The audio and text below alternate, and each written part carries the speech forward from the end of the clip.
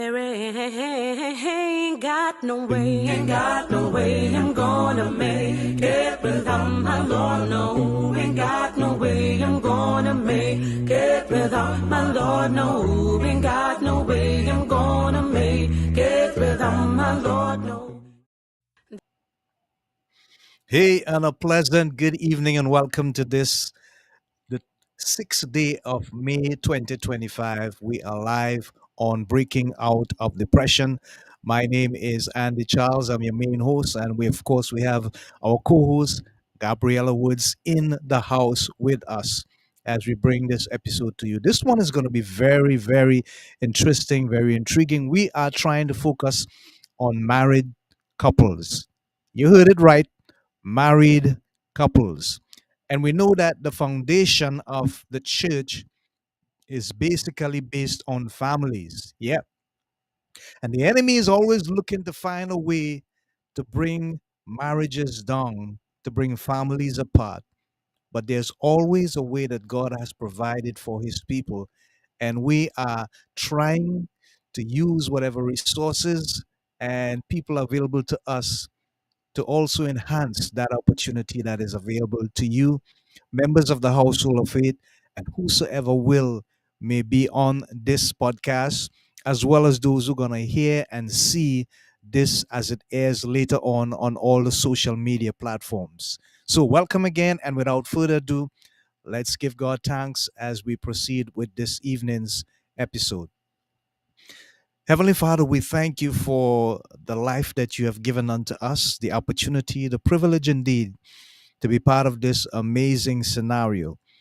As we focus on building a community and bringing the inspiration, the knowledge, the content that would certainly impact in a positive manner and make a difference on the lives of many, we pray, God, that you'd continue to give us the desire to work and to continue to spread and uplift your gospel in this manner as much as we possibly can. Thank you for all the participators. Thank you for Brother Dex and his family, Gabriella and her family, and all our friends, loved ones, and supporters, and our guests, as well as those who are on the program making their comments and asking their questions. We pray that all things would be done in a manner that would be pleasing in your sight, and indeed, in the end, you would receive the honor and the glory for the work that we are doing on your behalf. So thank you as we proceed. In Jesus' name we pray with all thanksgiving. Amen and amen. So we are live, and now I would like to welcome my co-host Gabriella Woods live in the studio. Pleasant good afternoon, Andy. It's my pleasure to be here this afternoon. I'm really looking forward to what this episode will bring as we talk about marriage. And we know this is a topic that everybody would love to hear. Well, we're hoping that, and we are Yeah. also hoping that the manner in which we're going to speak about it, they would really understand how powerful and engaging this can be, because a lot of people are serious with regards to how they approach their marriage, but sometimes they don't know how to engage in some of the challenges that comes with Yep. marriage. Yeah. And this is what we are preparing to address. Okay, so remember, our annual theme is Strive to Stay Alive for all of 2025. Scripture of the year is 3 John 1 2. Beloved, I wish above all things that thou mayest prosper and be in health, even as thy soul prospers. So now we're going to look at recalling the key points in the last episode. Gabriella?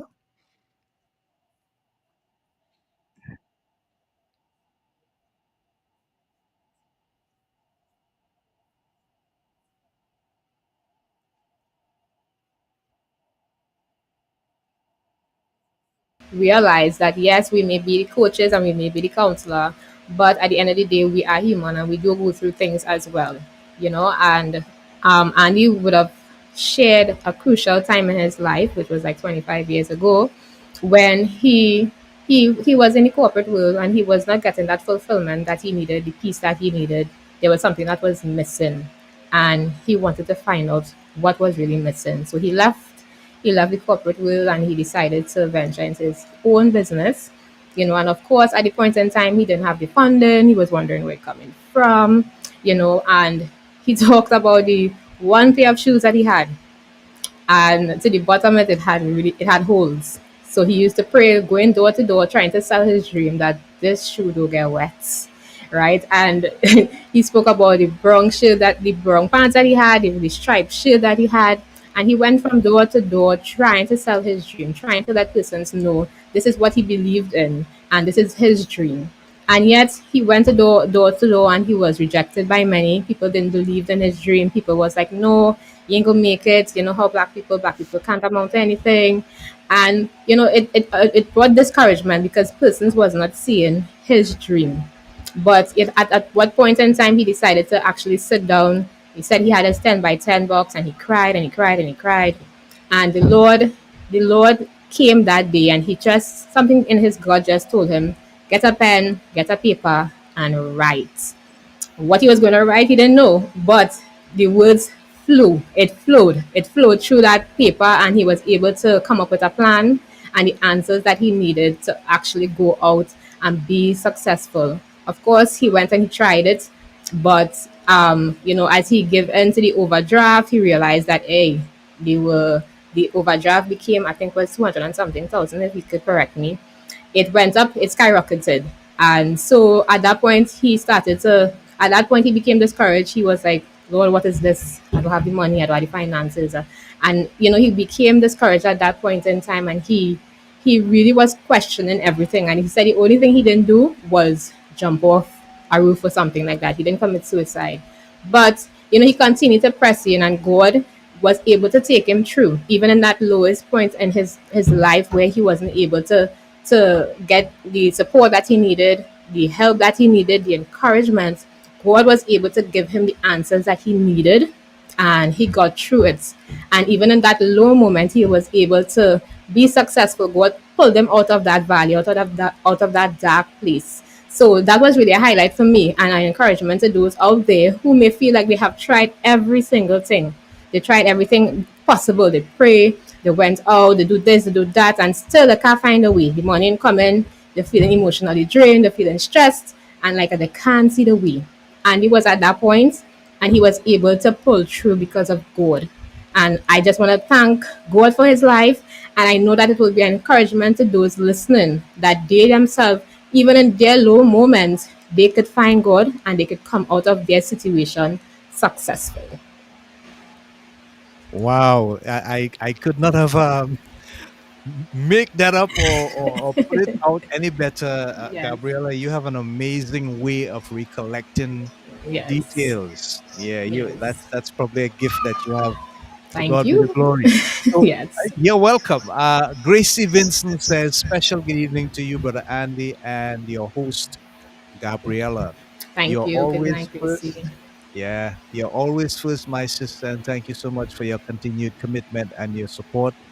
May the Yeah. Lord's blessings continue to be with you. Well, for me personally, it was an awakening of some sorts, just listening to Gabriella pour heart out with regards to a period of her life between the ages of 11 and 12 when she went off the straight and narrow and made some really crazy decisions that got her into a lot of trouble and a certain level of rejection from her parents.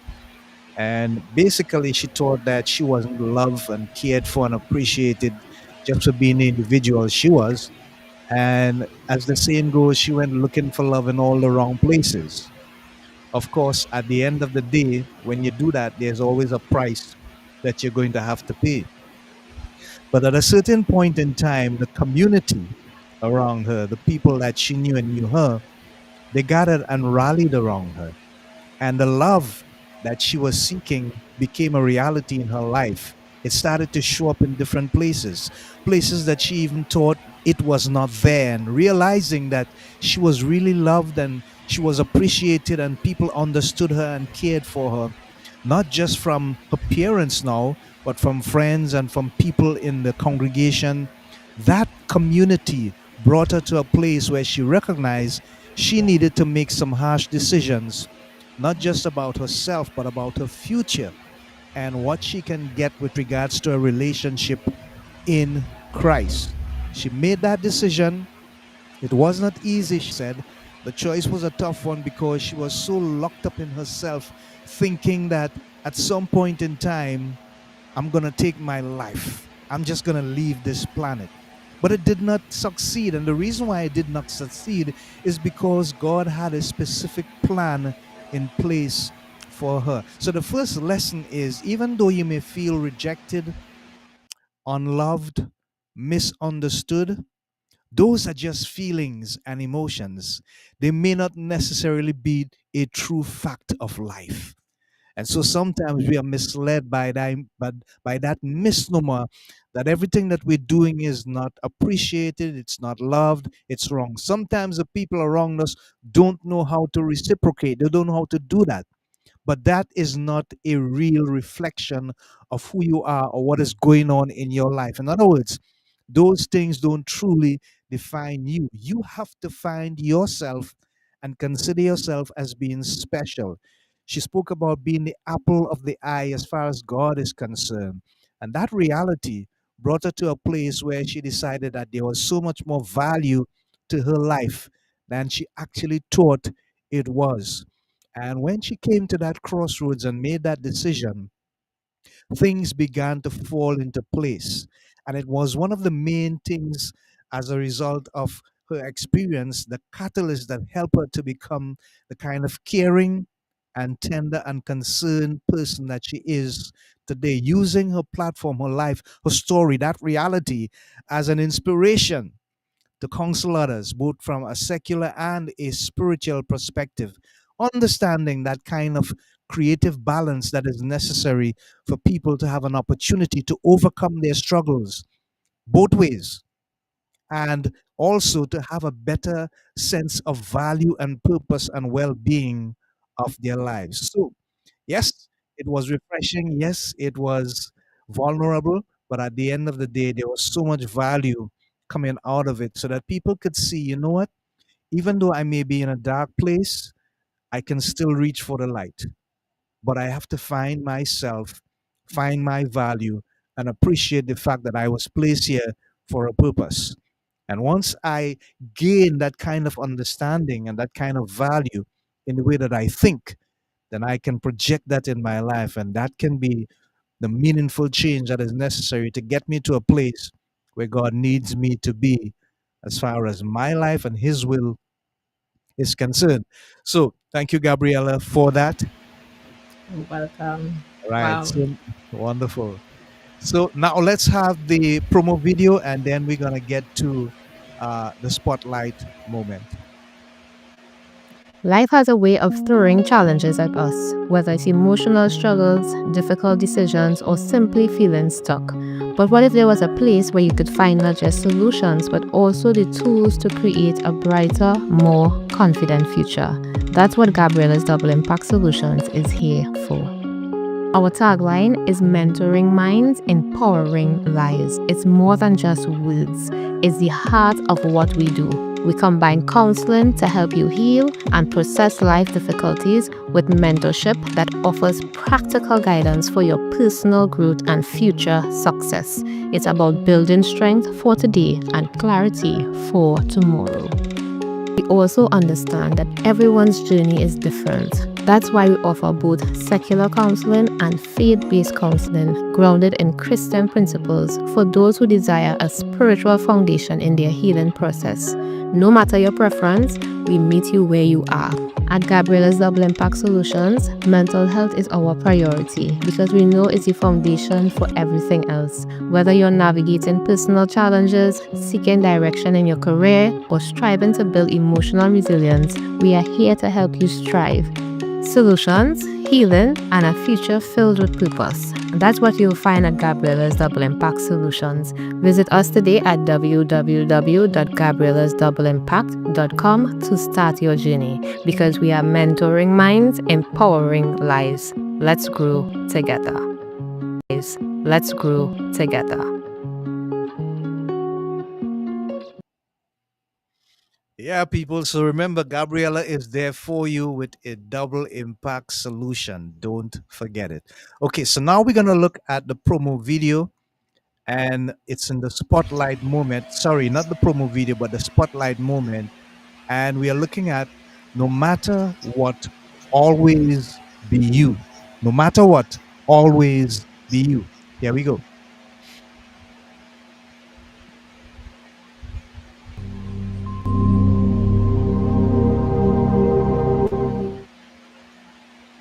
Would you do the world a favor and be you? Because everybody else is already taken. Do the world a favor and be you. The world needs you, or God wouldn't have made you. If God wanted me to be somebody else, I wouldn't be here. I would be them. Stop trying to be somebody else. Stop letting the culture define what's beautiful. God says you're beautiful. Have you listened to God's voice in Psalms 139, 13, and 14? That when you were in your mother's womb, you were wonderfully and fearfully made? Have you looked in the mirror and said, I'm wonderfully and fearfully made because God says? Or have you looked at TV images? Have you looked at magazine covers and said, oh, I'm ugly because I don't look like them? And God is going, precious child, you are beautiful to me. Too many people go around feeling wrong on the inside. They don't really like who they are. They focus on their faults, weaknesses. They're constantly critical toward themselves. That recording of everything they've done wrong is always playing in their mind. You're impatient. You blew your diet yesterday. You lost your temper. You're still struggling with that addiction. You should be ashamed of yourself. They wonder why they're not happy. It's because they have this war going on the inside. You're not supposed to go through life feeling wrong about yourself. Quit focusing on your faults. Quit overanalyzing your weaknesses. Quit beating yourself up because you're not where you thought you would be. Here's the key. You're not a finished product. God is still working on you. The scripture says God changes us from glory to glory. You have to learn to enjoy the glory that you're in right now. You may have some weaknesses. We all do. There may be some areas where you know you need to improve, but being down on yourself is not going to help you do better. Having that nagging feeling, telling you you don't measure up, God's not pleased with you, you'll never get it right, it's not going to help you move forward. You have to accept yourself right where you are, faults and all. God is the potter, we are the clay. He's the one making you and molding you. It may not be happening as fast as you would like, but you don't control the timetable. Will you trust Him in the process? Will you accept yourself in the glory that you're in right now? Don't go around being against yourself. You may have some things wrong with you, but can I tell you, you have a lot more right with you. You may have a long way to go, but if you look back, you'll see how far you've already come. Keep your flaws in perspective. Every person has something they're dealing with. When you are for yourself, you are in agreement with God. And some people have never once said, I like myself. I like my gifts. I like my personality. I like my looks. I'm happy with who God made me to be. If you don't like yourself in a healthy way, other people are not going to like you. You project what you believe on the inside. If you feel wrong about yourself, you project inferiority, unfriendliness, discontentment. I'm asking you to feel good about who you are. You may not be where you want to be, but you're on the way. God is changing you from glory to glory. Start enjoying the glory that you're in right now. You may have some weaknesses, we all do. Don't you dare go through life against yourself. God is saying today, you are my beloved son, my beloved daughter, in whom I am well pleased. Now do your part. Start putting on the breastplate of God's approval each morning. If you'll do this, I believe and declare every chain that's holding you back is being broken. God is going to keep making you and molding you. You're going to come up higher, overcome those obstacles, and become everything He's created you to be.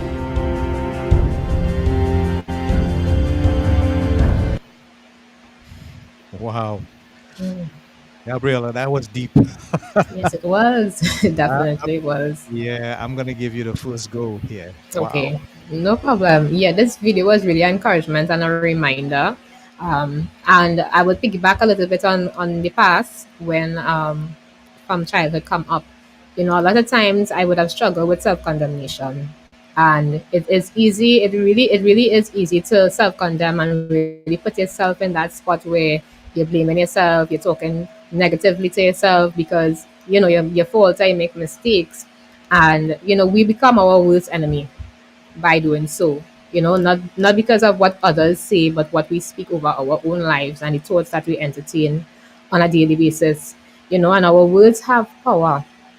And daily, every day, I get to realize how much your words have power, and what we project into the atmosphere shapes our life daily. So it is very important that we shift from the negative and we move into the positive in order to live a fulfilling life and live a life that we want to see ourselves, project.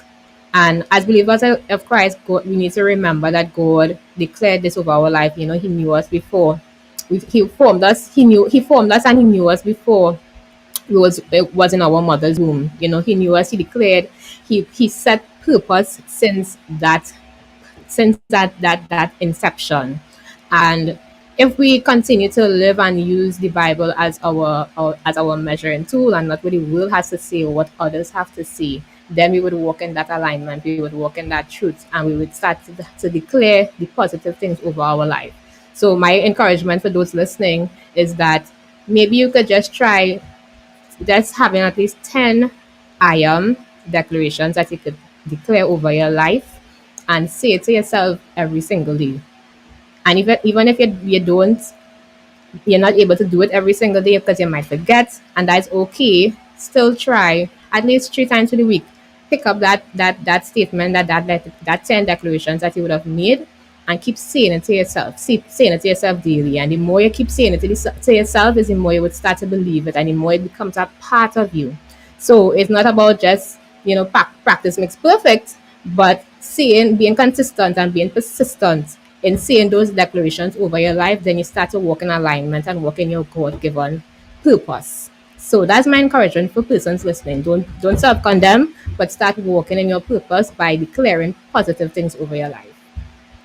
Hmm. Yeah. Thank you, Gabriella. Welcome. That video had so much food for thought Yeah. and so much food for inspiration. And I like the foundation of the start in what the guy was saying. Look, do the world a favor and just be yourself. Yeah. Just be you. Stop looking at social media networks. Stop looking at the magazines. Stop looking at the TV and all the glitter and glamour of life that you see happening, and comparing yourself with that it's not making sense. Go back to the Bible. He quoted Psalm 139. You were fearfully and wonderfully made. Every one of us. We are made that way because God created man in his image after his likeness. There's a reason for that. Because he wanted us to be the representatives of him in this world so that through us people could come to know who he is as a creator, as a savior, as a friend, as someone who cares so much for us that he cares about us just as we are. We may have mistakes, we may have faults. We are not perfect. We're going to fall short, we're going to stumble, we're going to err from time to time. But that does not define us, as I said before. Those things does not really say who we are as the individual that God has created in the first place. We are so much more than our faults. We are so much more than our mistakes. We are so much more than our shortcomings and our weaknesses. We are so much more than those things. So don't focus on those things. Focus on your strength. So Gabriella spoke about the 10 I ams that you can say. I am asking you to do something unusual as well. Focus on the things that you can consider as your strength, as a character, as a behavioral pattern that you have, that people see in you and they like and appreciate about you, and write down those things and continue to work on these things. What is going to happen over a period of time is that if you continue to strengthen your strengths, your weaknesses will dissipate over time. But it takes some work. It's not going to happen overnight. It's not a quick fix. It is something that requires consistency, commitment, and a sense of belief that there's so much more in store for my life that God has for me, but I have to start with me. Self love is not selfish. If we can't love ourselves, then we can't love anyone else, especially God the Father Himself. He is love, it starts with Him. So, the kind of love that He has for us is the one upon which we can build our foundation for ourselves first, and then, of course, for others as well. Gabriella Bernadine is in the house. Yes, and she says, "Good night to all, Joel. Our sin is always deep. We need to speak into our lives positive things, encourage ourselves daily, and meditate on the Word of God. We were created to push until something happens." Wow. She's always Always solid. on point. Yeah. Can't mistake it at all. So it's 3 minutes to the No. top of the hour, and we're looking forward for our guests to come in. This episode entitled Couples Facing Mental Illness Mad in Love with Dr. Alfredo Borodowski. And we hope that he's going to turn up in due time so that we can get into this exciting and amazing episode. In the meantime, I want to remind us that the Church of Christ at Aripero here in Trinidad and Tobago is having an island wide outreach or service or day of worship on the 18th of May. That is this month, Sunday, the 18th of May. They are seeking to raise funds for their building, and it's an island wide fellowship where they're asking all congregations to come and support. It's going to be in Point 14. You can contact me for the details, or you can reach out to the Aripero Facebook page, Church of Christ Aripero, and you'll get that information there as well. So, yeah, my information is on the screen, lovebitsa@gmail.com, 1-868-290-2395, or Gabriella Woods at rocketmail.com, 1-868-315-9897. Yeah. So, Gabriela, what are your thoughts further with regards to the video? Anything deeper than deep? Yeah, he would have mentioned a lot there, and I just want to piggyback on what you said in terms of self love is not being selfish. Yeah. A lot of times people think, okay, if I put myself first, is it's a bad thing.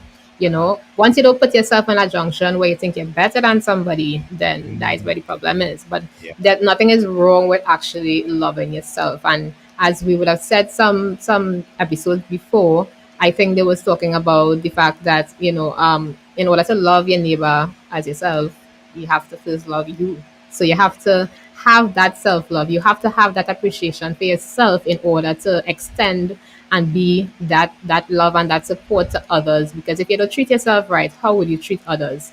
And it's important for us to have that identity and to understand who we are and understand what our value and what God has called and placed over our life. We don't need to go and find it nowhere because it is already written, and He has already declared it over our life. We just need to believe it and walk in that truth, walk in that purpose, and walk and believe that what He said, we will be that, just that. And yes, it might be challenging for us to sometimes love ourselves because we highlight the negative, and that's how the brain is wired. And we continue to bring that to the forefront. How our brain is wired is for us to focus on the negative.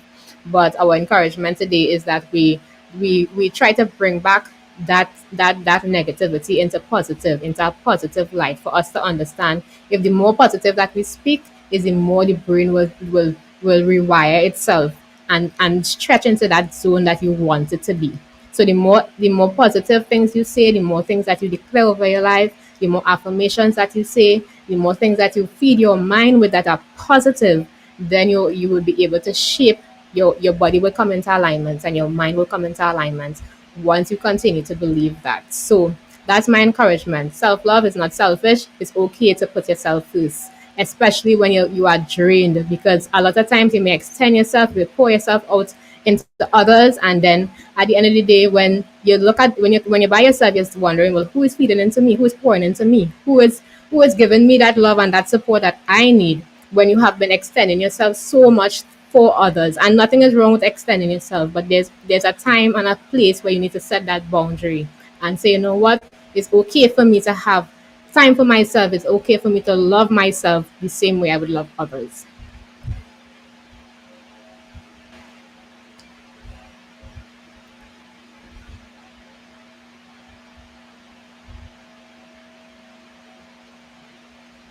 Andy, I'm seeing you offline, so I'm not sure what's happening.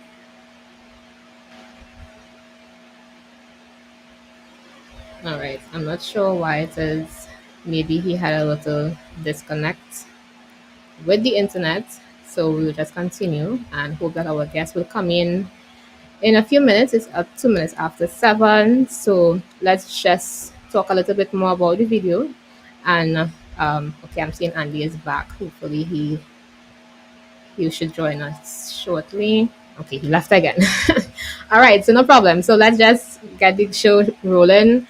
And yeah, I just want to just be that encouragement and speak into someone's life this evening who may think that it is wrong to love yourself, right? And as the video continues to say and continues to portray that we need to actually walk in what God has already aligned for our lives.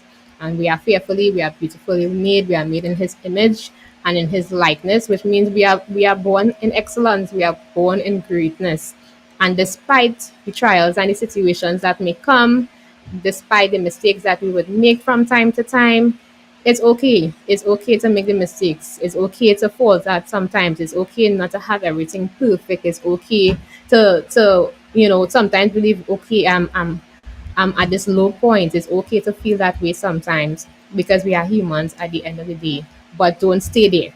Don't stay in that place and self-condemn. Don't stay in that place and beat up on yourself and beat up and say, you know what, I'm not good enough. I'm not worth it. I'm not worthy. I'm not worth that. I would amount to nothing. Don't let that be the case, and don't let the words of others, especially people in your life that may come and speak negatively over your life.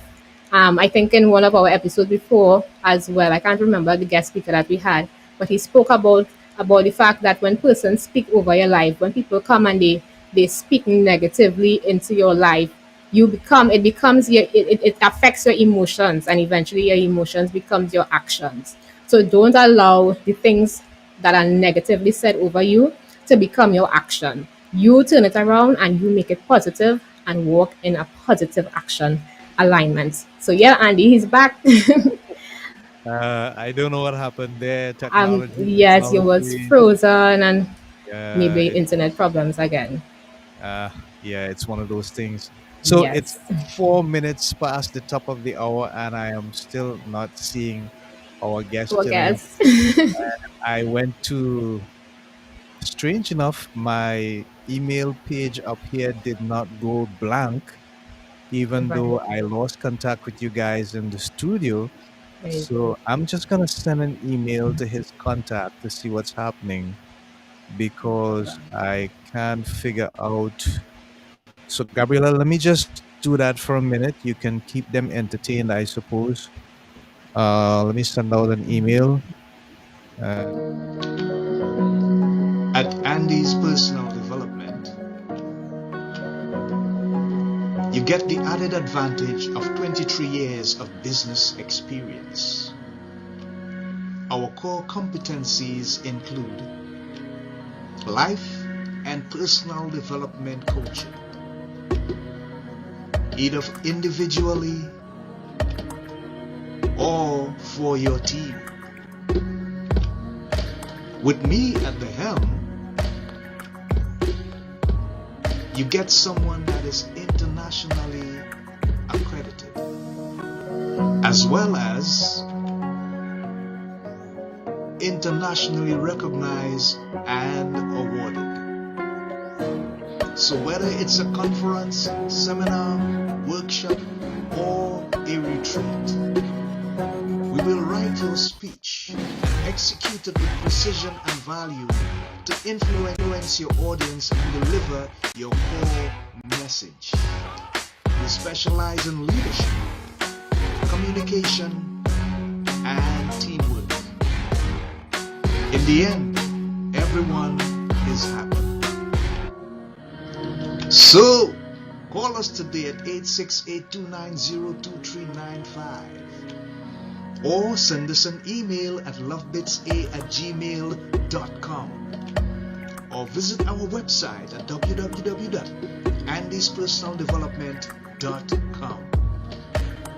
We thank you in advance for making contact with us as we seek to be.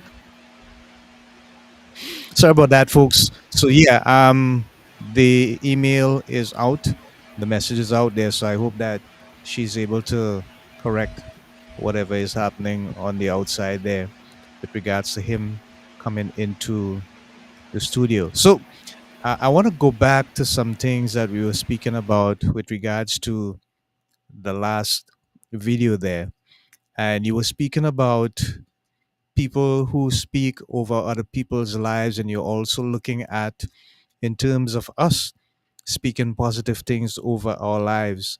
And you spoke about the 10 affirmations, and if people would continue to repeat them over a certain period of time, it would begin to make some changes in not only the way we think, but in how our entire demeanor, our body, and so on would respond.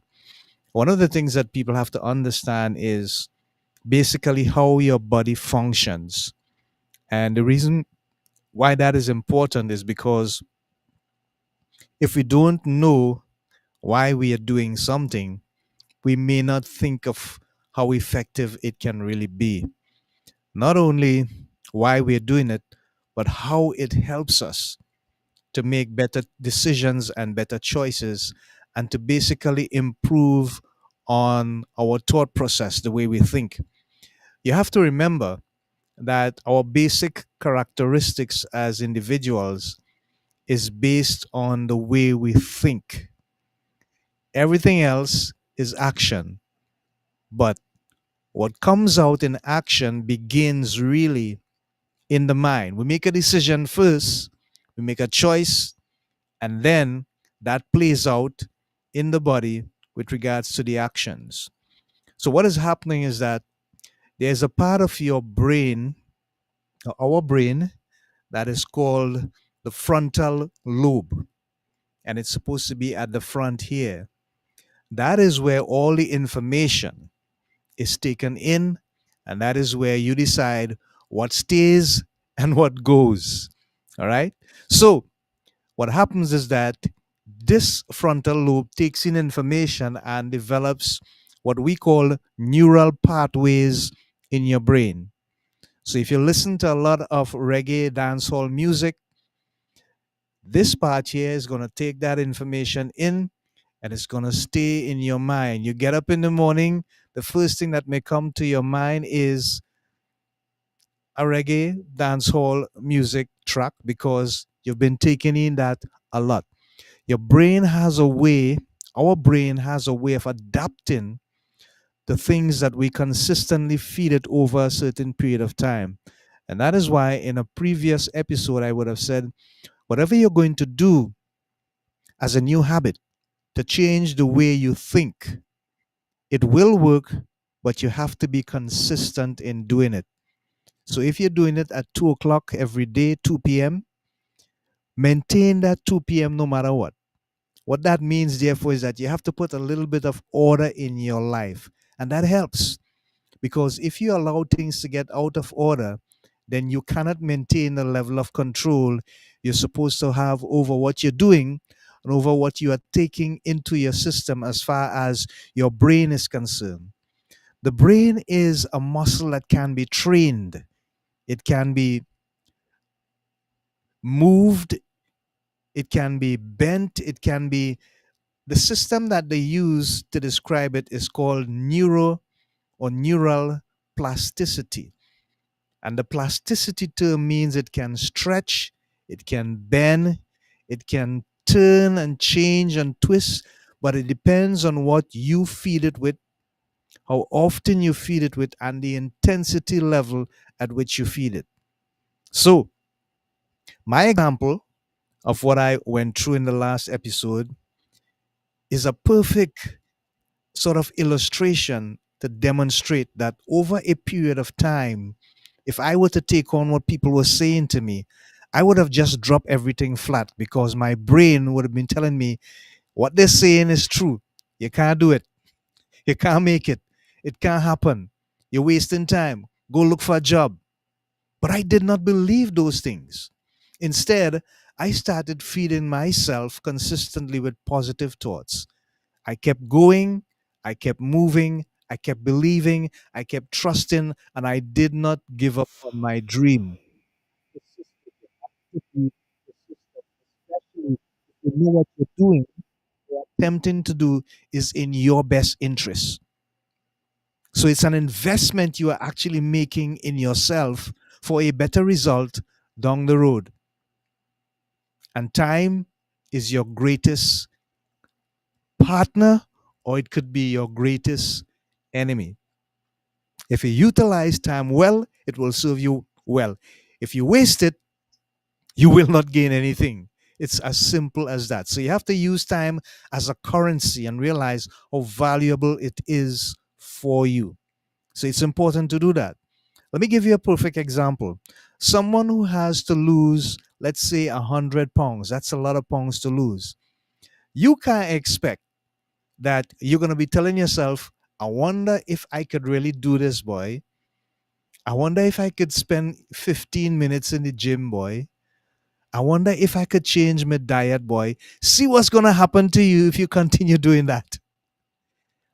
You just would not find a way to begin to make the right choices and the right changes to get rid of the pongs. But if you change your mindset around by changing the way you think and keep saying to yourself, I can do this. I can change my diet. I can change my lifestyle. I can develop new habits. I can go in the gym. I know it's going to hurt, but I'm prepared to lose the 100 pounds. And here's the greatest incentive. If I lose 100 pounds, the quality of my life is going to be 100 times better. Think about that. There's always a benefit, there's always something to gain, but there's always a price to pay. Nothing that is good comes free. If it's too easy, too free, then maybe, just maybe, it's too good to be true. So, even when you get to the point where you decide, I'm going to lose that 100 pounds, your mindset must be that you would have a plan together with those who are around you, the dietitian, the trainer in the gym, the family members, whoever is supporting you. Gather a team of people around you who would understand what you're going through and help you in the process, because now what you want to do is to create a community like foundation for you to get to where you need to get to. And it's going to take time. You will not lose 100 pounds in a day, a week, a month, maybe 2 months, 3 months. But over a consistent period of time, if you go to the gym at the same time and do the 15 minutes, guess what? After a couple of weeks, you might be able to do 20 minutes. And then as time goes on, you will begin to pick up what we call momentum status, because you're being consistent. That momentum status is going to lead you to a place where you become better at mastering yourself, self mastery. That is why the people like Michael Jordan and Kobe Bryant and James and Tiger Woods and Serena, that is why they are so successful. Because consistently they keep on doing the same thing, mastering the same thing over and over and over and over. And as long as it kept working for them, they never give up on it.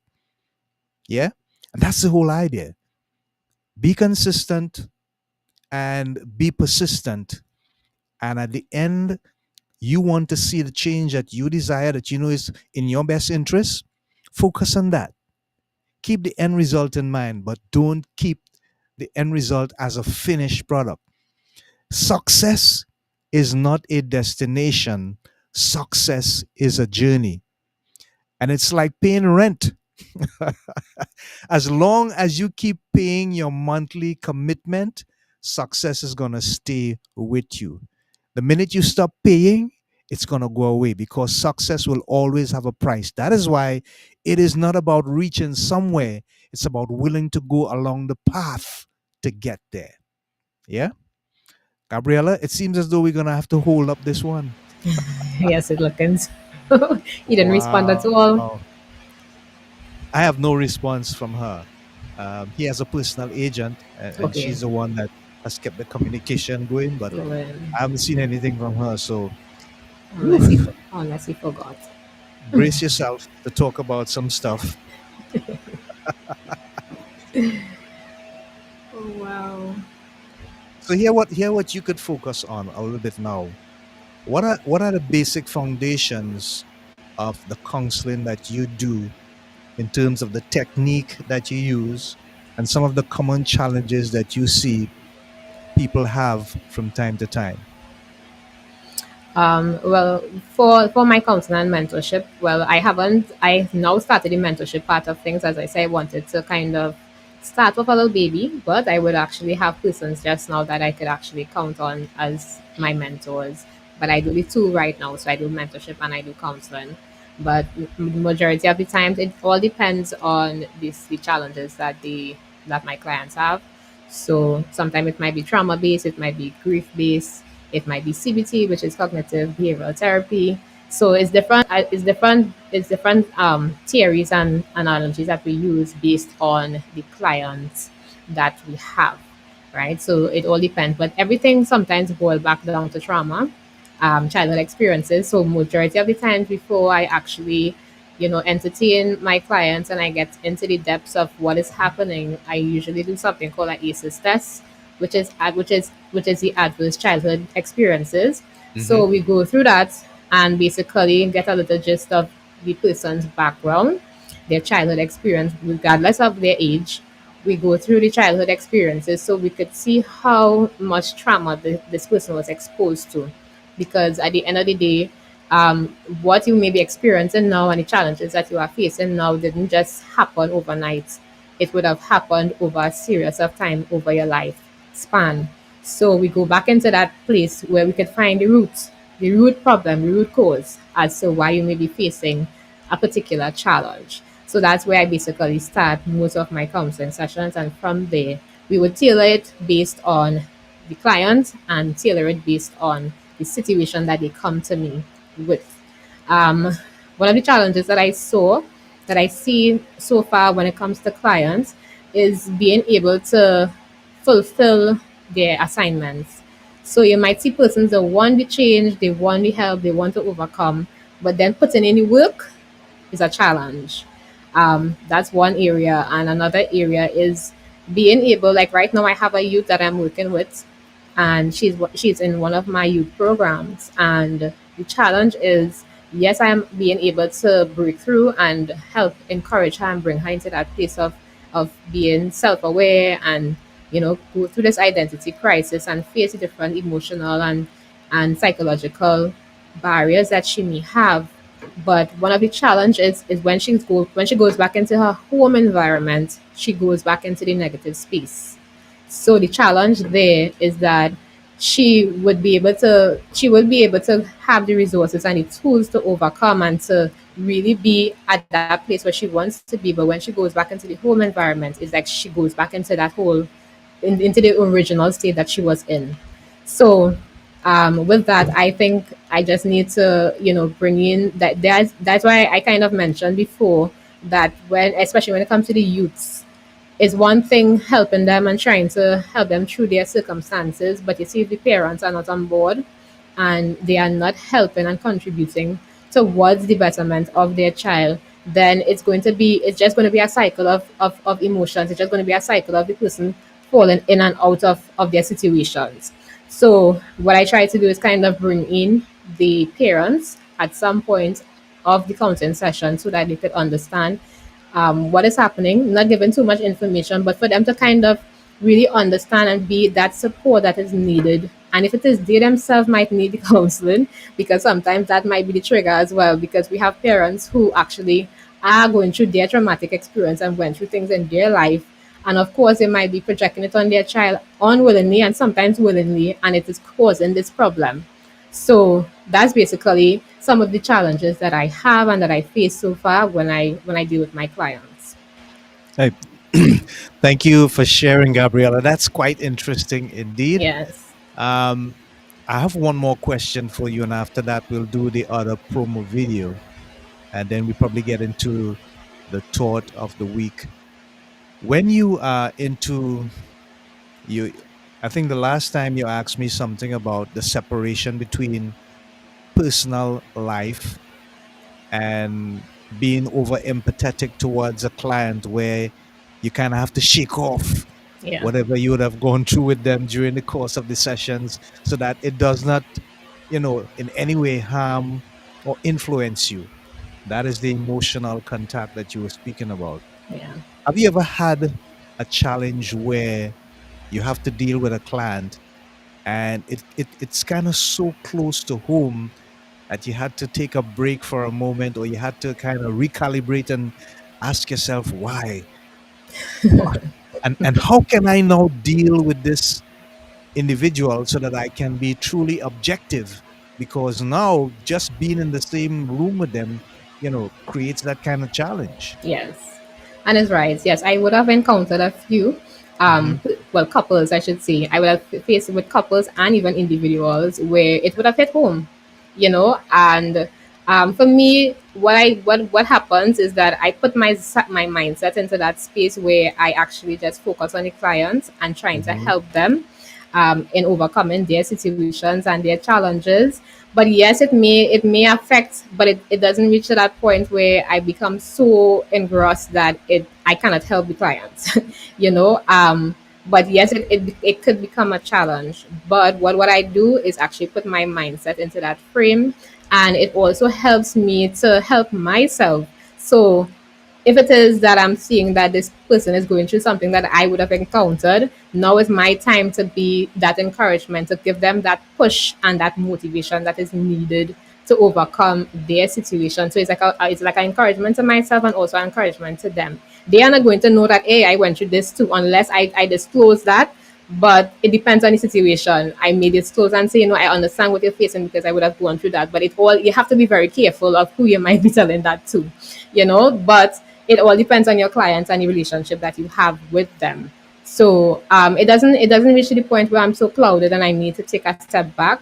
I would just basically just refocus my mindset and be that beacon that they need at that point in time.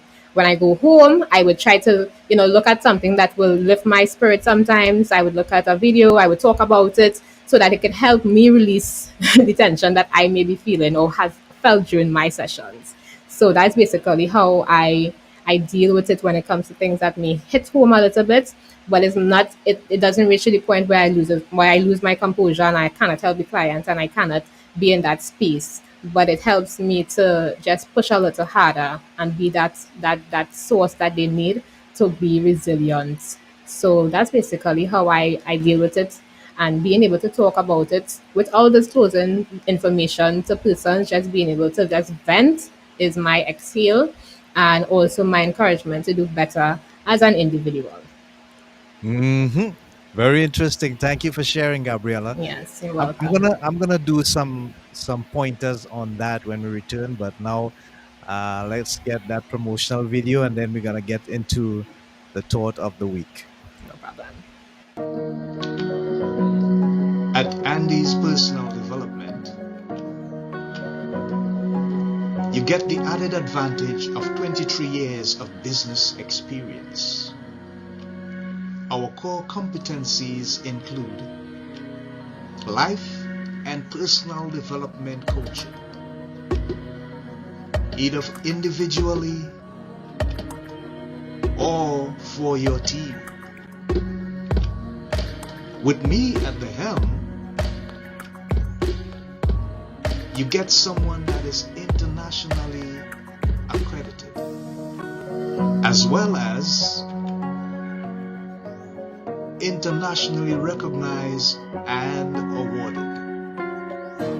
So whether it's a conference, seminar, workshop, or a retreat, We will write your speech, executed with precision and value to influence your audience and deliver your core message.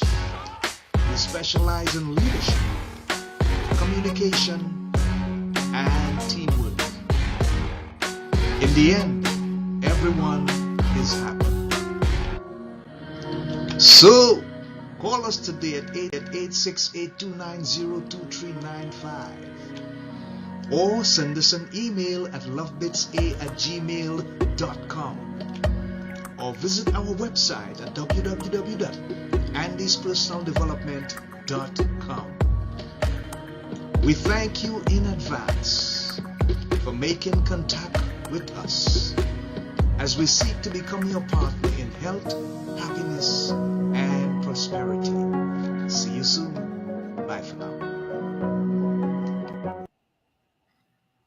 I'm here for you guys. Just reach out. Just let me know. Send me an email. Send me a WhatsApp message. And let's talk about how we can discover the solutions that you may already have within you for the challenges that you're facing in this life. It may just be easier than you thought. So now we'll have the thought for the week or the thought of the week. And it's quite a very interesting thought. I would not tell you how I came to this conclusion. It says, love is not concluded on the basis of our emotions, but rather decided based on our thoughts. We're going to have a little discussion about that, but let me repeat it before. It says, love is not concluded on the basis of our emotions, but rather decided based on our thoughts. Gabriella, your take. Okay, so my take on the thought of the week is basically because our emotions shift and it changes, it fluctuates. 1 minute we might be good, 1 minute we might be not so good. And if we are basing love on our emotions, then 1 minute we might be loving somebody and next minute we're not. But it takes our mindset, it takes that conscious effort to say, okay, I love this person, or I'm in love with this person based on this thought that I'm going to love this person no matter what. If my emotions may fluctuate, if the situations and the challenges come in, yes, it might be challenging, but that does not deter the love factor. It doesn't deter that I would love this person any less than because of how I'm feeling or what situations might be in between us right now. But we continue to have that conscious effort that we're going to love no matter what, because Christ loved us no matter what. And we would have faltered so many times. And if God had to go on emotions, we might not be here talking today. He'd have done strike all of us down, right?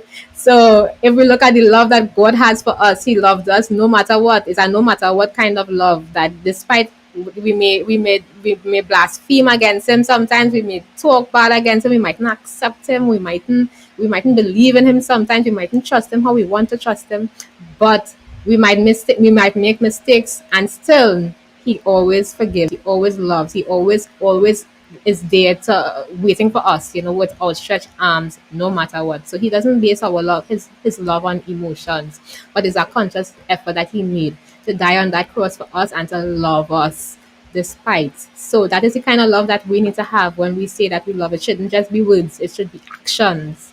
And it starts with the mindset that we have. Okay, so Gabriella did steal some thunder there. Well done. Yes.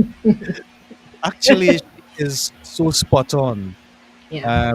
There was a time in my life when I thought that love was based on how I felt.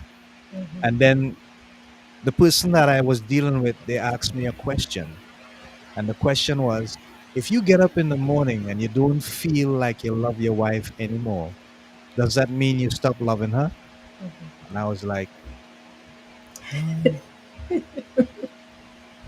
I could not answer the question. Yes. And then he said to me, love, true love, real love, genuine love is not based on an emotion.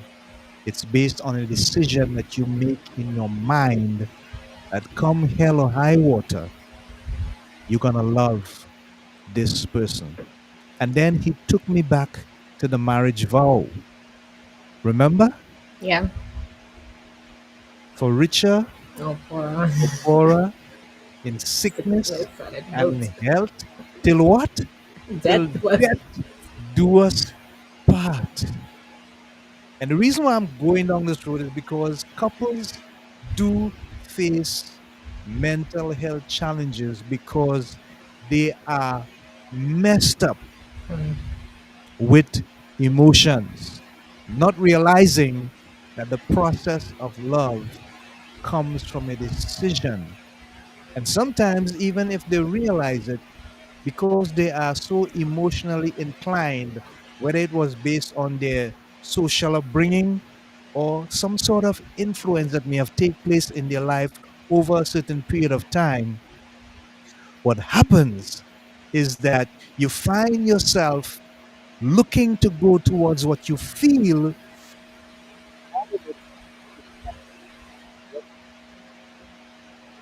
king. And couples who are struggling with that, my advice to you is really simple. As Gabriela said, look at how God loves us.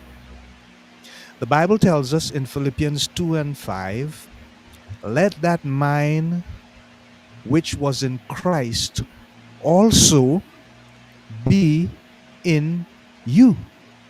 In other words, can I think like Christ taught? The answer is yes. How can I do so?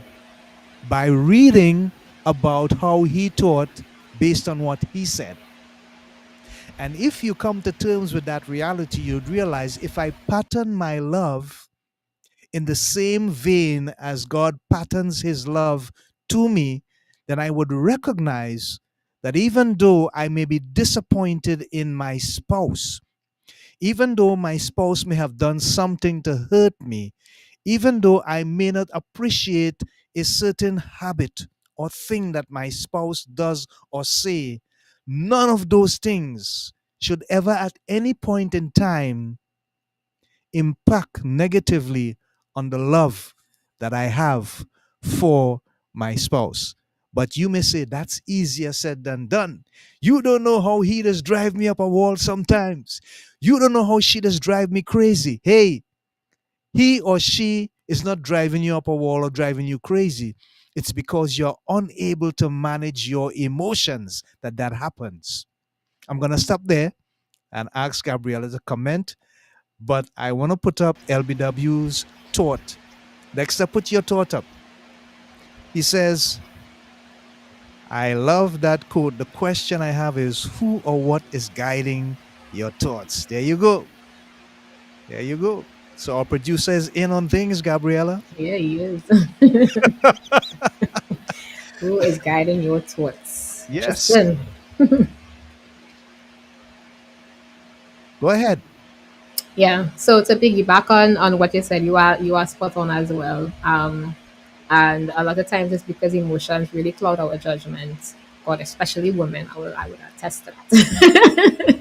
Especially women, right? We let the emotions cloud our judgment, and it becomes it clouds it so much that we don't see anything beyond what's happening, the situation, the struggle, Yes. the arguments. We don't at that point we ain't seeing love. So at that point, you might say your husband might say I love you, your boyfriend might say I love you, and you'll be like, you don't at all because you're in your emotions, you're in that state Yeah. where you just that is blocking the way Mm-hmm. you feel about that person at that Mm-hmm. particular point in time. So it's more about a Yeah. feeling rather Yeah. than yes, I love this person no matter what. So it is Yeah. a struggle, and as you said, it's easier said than done. It's a lot of time persons could say, I at that point in time, I just want him to do or say or whatever the situation is. I just want that to fix, and as soon as it fix, yeah, I love you. I love you. you know so it is a struggle. It is a struggle. It really is a Yeah. struggle, Yeah. but it's being able to recognize it as well, being able to be aware of the emotions that we feel and how we could regulate it and how we could counteract it when it comes to situations. And it doesn't come just so, as I tell my couples and them, it takes practice. It takes practice. So the more you implement it and the more you train yourself to treat and handle things a particular way, then it becomes part of your lifestyle. It becomes like second nature. So you don't have to think too hard. It doesn't become a chore. It doesn't become like, oh, go, I had to do this. Yeah, it becomes part of your nature, and then it becomes part of your life, and it's easier to do. So Yeah. yeah. Yeah. So wow, Gabriela, you have to read this. Yes. Mom says, don't carry the baggage from a past relationship. Oh my God. Don't Mm. pass, don't carry the baggage from a past relationship into your present relationship, because if there be a small disagreement, one partner might say, you just like John or you just like Mary. Realize that you are dealing with a totally new person. Everyone is different. So we need to keep that in mind in order to go forward in your relationship, working it out as soon as it happens. Don't wait for things to get tall like a mountain. Partners need to communicate regularly. So much things she said there that's just Whew. resonating with my couples. Yeah, Wow. Gabriela, that's wisdom, Yes, it is. and I suppose that probably a lifetime of experience speaking there. Mm-hmm. There's a technique that I'm going to share with us, and it would also address what Dexter put up on the screen, and it is called de-escalation. Yeah. Now, what does the word de-escalate means? Right? It means to bring something from a higher level to a lower level. So, for example, if you get up in the morning and you stumble on something that is in your way, and you realize that your spouse would have left it there. No, I like keeping it real, so I'm giving you practical situations. You have two choices. One, you can either move it out the way, yes, or you can make a scene about it with your spouse. And what will you do? You will escalate a situation that does not need to be escalated. So think about the choice that you're going to make. That's the first step in correcting mental health issues. The first thing is, if I do this, what is the most likely result? If I don't do this, what is the most likely result? And the third thing you need to ask is this evidence that the person does not care? Well, it may be that the person isn't aware that they're doing something or saying something that will at some point in time offend you or make you upset. And that's a reality that we have to deal with. So your level of tolerance has got to grow over a certain period of time. You know why? Even though the Bible says that we two shall become one flesh, yes, there are still going to be differences because we are still individual persons. So, what you have to understand is this: you have to make the choice to de escalate the situation rather than escalate it. Because when you de escalate the situation, you leave room for progress and healing. When you escalate the situation, you leave room for stress and a certain level of sadness to develop in the relationship that will come back to haunt you later on. And this is where she is referring sometimes to baggage from the past. It could be that it is something that you had problems with before in a prior relationship and you didn't get closure over it because you didn't manage yourself based on your response to it. Now that you're in the present, it's coming back to haunt you because you're seeing trigger moments of what was happening in the past. So look at the opportunities that are available to you to make the choices and think about, if you make this choice or if you say XYZ, what is going to happen? The best way to do that is to be always in the moment and currently address what you are seeing and hearing, but not what you are feeling. If you allow your emotions to take over, you will not be in control. Your emotions will be. And that is not how you want to live as a husband nor a wife. Secondly, and I know I've given you a mouthful there, but this is extremely important. Secondly, and this one is like the icing on the cake. Everything that you do in the marriage, do not ever see it as a chore. See it as an opportunity to make a contribution to the marriage. Did you hear what I say? Every single thing that you do in the marriage, do not see it as a chore, but see it as an opportunity to make a contribution to the marriage. Why? I love justifying what I say. Because in the end, if you do everything based on the opportunity to make a contribution, what you are actually doing is investing positively into that marriage. And if you're investing positively into that marriage, at some point in time, it's going to pay off. You may not see it paying off right away, immediately, but at some point in time, it's going to catch on. You see, it's like a mason throwing mortar against the wall. Some will fall off, all will not stay on. I've never seen a mason throwing mortar on the wall and not one drop stays on the wall or not one drop falls. Some will stay, some will fall. What falls, leave it there or clean it up. But what stays, work with it on the walls. Keep on throwing, keep on doing, keep on contributing, keep on investing. If you don't like something, have a conversation, but not a confrontational conversation, a consultative conversation. In other words, I need to share something with you that I am a little bit uncomfortable with. That's better. Instead of, yeah, no, I have something to tell you, you ain't gonna like it, you know, but I had to tell you it anyway. Be careful. Gabriella, you're laughing. That's what we do sometimes, right? We go down that road because you know why? The emotion thing again. We reacting based on how we feel. I'm not telling you to suppress your feelings, but I'm saying change the way you think about what you feel. Whoa, that's it. Change the way you think about what you feel so that you control how you respond, you control how you react, and not the feeling or the emotion controlling you. So if 3 times for the day she says, rub my feet now, rub it. Don't screw up your face, man. Don't, oh gosh, wait. How much time will you feel? My name is Robbie? No. A little humor. But just think about it. How much more can you deflate and escalate when you decide this is not going to be a chore, but an opportunity for me to make a contribution? Gabriella? Yes. I love the idea of the de-escalation. And it is going to take a conscious effort for you to put in that effort. But what I want to also highlight is the the middle ground that we need to have, which is communication.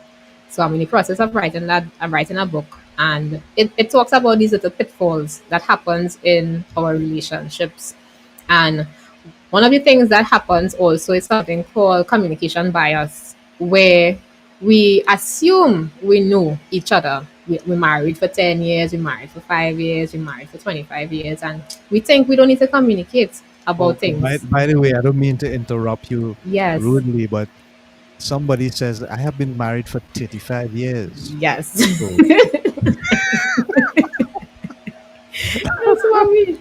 She has been married. Yeah, so she's talking. That's when you said that she's talking from a place of wisdom. Yeah, because she uh-huh. has been married for Yeah, so long. yeah. And yeah. So And yeah, going back to and Gracie says Gracie you says, must take control. yeah. Be careful how you're taking control there, but I think I get the gist of what you're saying, Gracie. Thank you as well. Yeah. Yeah, because it can become overwhelming, always taking the initiative to do things because your spouse isn't doing something. Yeah, but I'm as we talk about the communication bias, part of things is that we assume that we know each other and it is understood. You know me so long, I living with you. You're supposed to understand certain things, so I don't need to share certain things with you. I don't need to communicate certain things, and that's where a lot of the pitfalls happen. A lot of the miscommunication happens, and Yeah. we allow those things, those little things that we take for granted, to sip in and come into the relationship, and it becomes an issue, it becomes a challenge in the Yeah. relationship.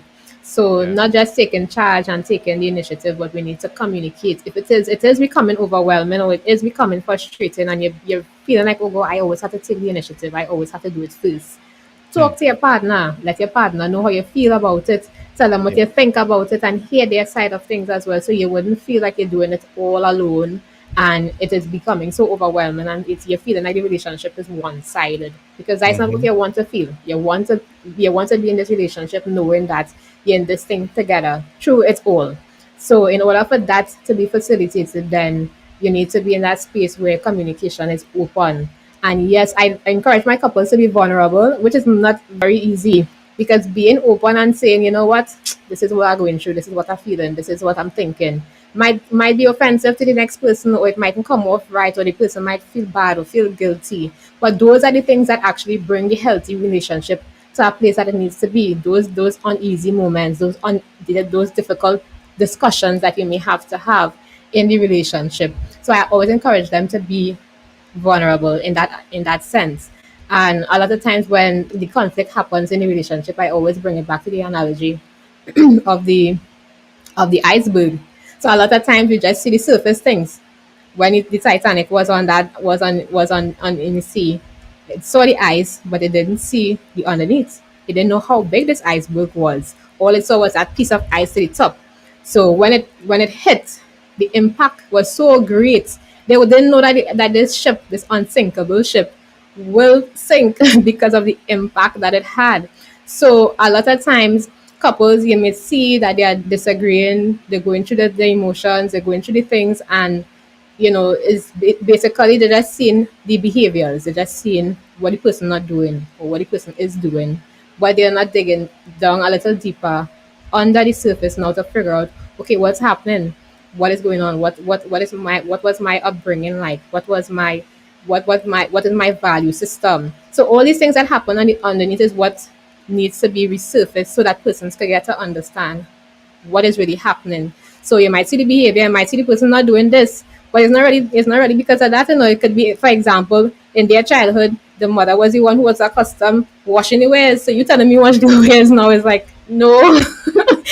Because I wasn't brought up this way, so I expect you to wash the wares because this is how I was brought up. And those little simple things could come into your relationship and seep into your relationship because of assumptions, that you think, that you didn't discuss. And those are the things that we take for granted, is things that we need to actually communicate. And once we are able to communicate, then we are able to have that, bridge that gap, and be able to be successful and to be, and to make that relationship foster into something healthy.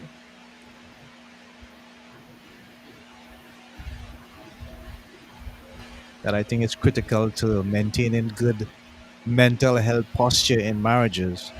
And the first one is language. Yep. I do sometimes struggle with this as well.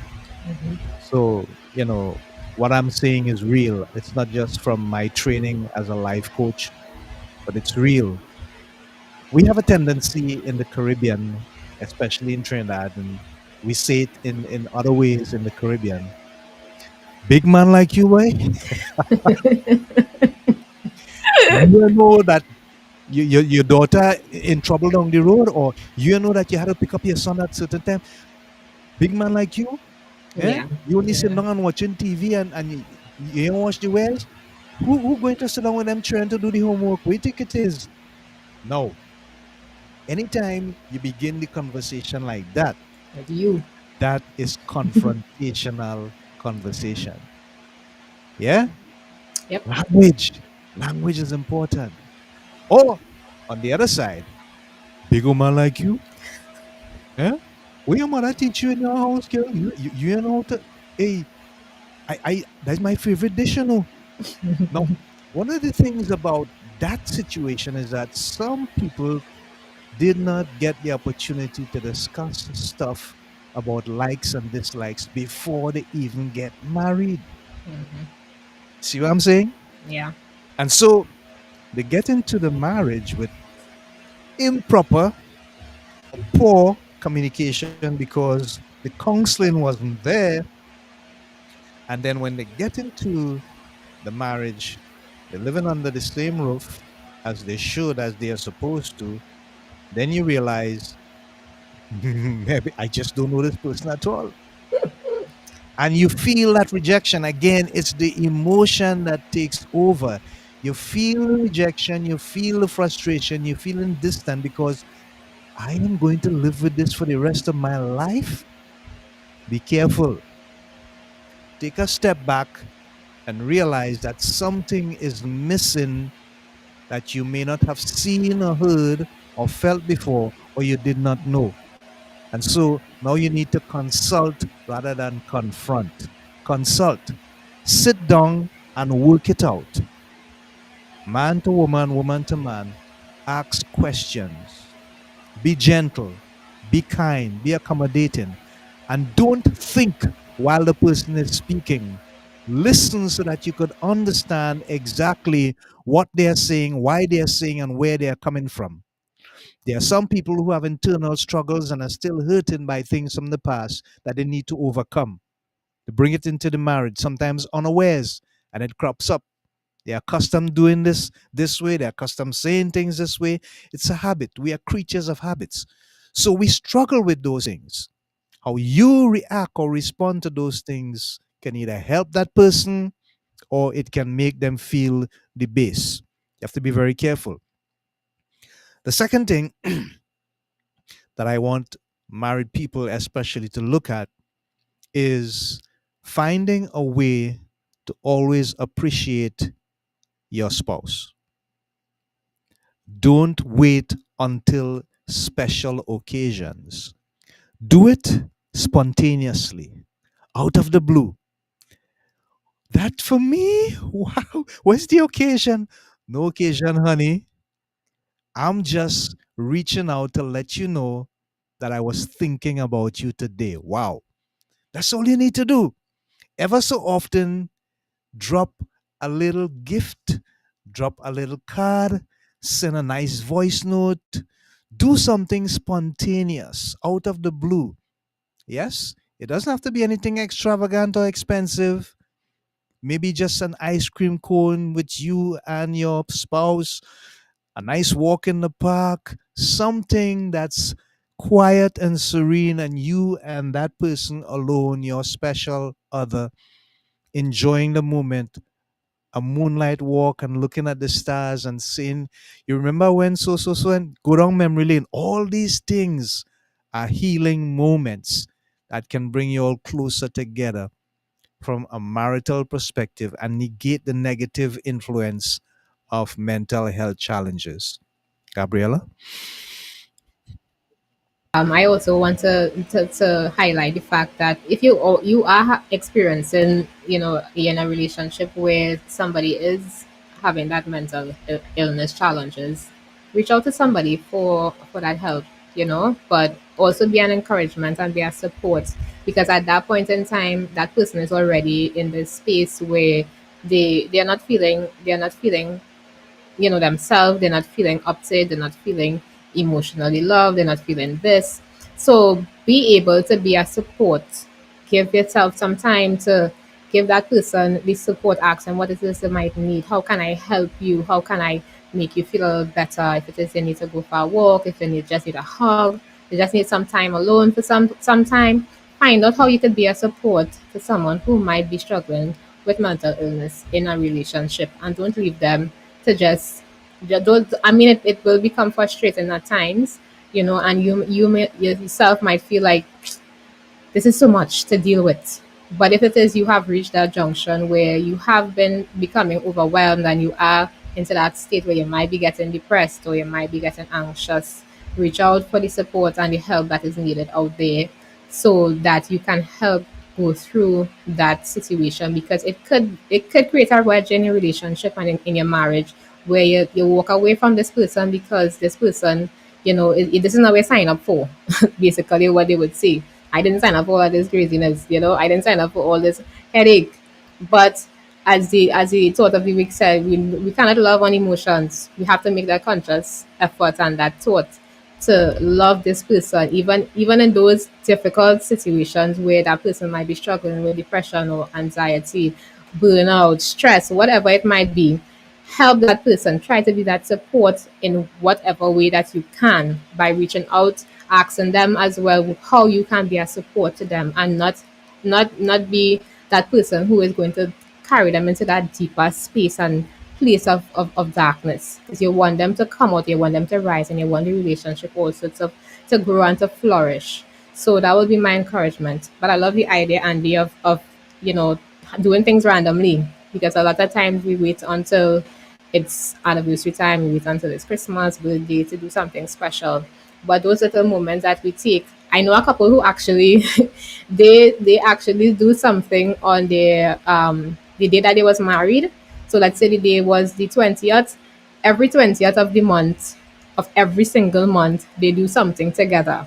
And it doesn't have to be nothing big. It doesn't have to be, oh well, we're going on an expensive date. It could just Simple. be something simple. But they Yeah. celebrate every single month, the exact date every single month, just to bring that love into the relationship, to have that newness and that freshness, and to have that spark. And I would encourage persons to do that if you can. Find a date, that date that you decided to marry that person. Celebrate. Choose that date every month and do something special. It doesn't have to be nothing big. I just encourage my couples. You don't have to go and spend $1,000 and $1,500 on a restaurant date. You could do something simple. Sit down home, plan some nice dinner, watch a little movie, do something special, and just have that alone time. It really goes a long way. It really will help spark the relationship and bring a little peace, and also bring a little mental health into the relationship, so that persons could just de-stress. Because I mean, marriage is a lot. It is a lot because it's two Mm. persons coming together, Yeah. right? We're coming from two different worlds, we're coming from two different dynamics, upbringings, and we're coming into one household, and then they say, see, man, come live with me, it's two different things, and it is true. It is true, right? But in that space, in that space, this is the decision that you would have made, and you just have to go through it. You have to go through it regardless of how difficult it might be, and it is challenging because it's two different persons. But love always fosters and always grows and blossoms. We just have to put our mindsets towards doing that, and also continue to not cast blame and judgment, but work on it collaboratively. Go through the situations together, not alone, and don't blame. Anytime you start, as you start anything with you always, yeah, it will end up into an issue. But if you talk from I statements and say, I notice XYZ, this is how I feel, right? It will change the dynamic. And as I say, it will take practice. Practice, practice, practice. It would not happen overnight. Mhm. Yeah. Marriage is like the journey towards success. It's never complete. It's work, And the as my pastor process, says. It's work. yeah, it's work, and the process is one that never stops. Additionally, sometimes even though you may have been living with that person as a spouse for 5 years, 6 years, 7 years, you may realize that as the years go by, some things get easier, but some things get harder. Don't ask me to explain that mystery to you or to myself, because I can't. But this is what I know: the times when it gets harder, you have to remember the times when it was easier. That's my simple advice to you. Because after a period of time, you are supposed to be built up and be stronger. Because if it is not growing, then something is missing. And I'm afraid to say it's probably going in the opposite direction. Those are the realities that some people face as well. Hence the reason why mental illness or mental health challenges can become a reality. And it's not sudden, it's something that you observe over a certain period of time. Yes? But sometimes we see the symptoms, we see the signs, and we ignore it. We ignore it because we feel maybe it's just a fleeting moment, maybe it's just this one time something. But once is enough to realize that something is not totally right, something is not kosher, something is missing, something is wrong. Address it immediately.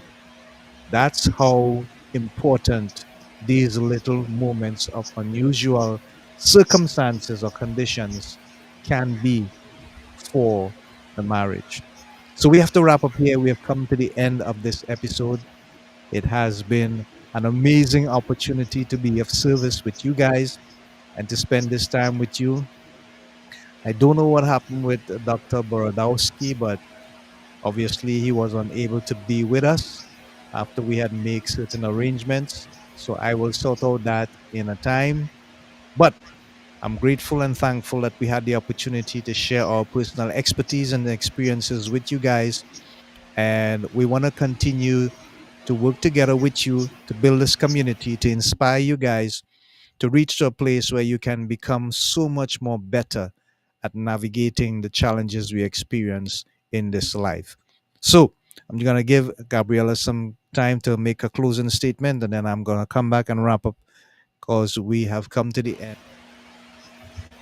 Yes, today definitely didn't turn out how we expected, but I like the direction that it still went. We was able to still bring encouragement and, as you said, our expertise. So I really hope that our audience was listening and they really got some tools and some advice that is needed when it comes to marriages, when it comes to mental health. And my last and closing comment will be that whatever you do, do it with love, don't do it with emotions, and continue to rise, continue to be a support to your spouse, and continue to love your spouse no matter what. Wonderful. So, folks, until next time, I'm saying to you, Godspeed, God bless. And remember, in all that you do all that you can to continue to break out of depression. Bye for now. Stay sweet, stay good in the love of the Lord. Bye.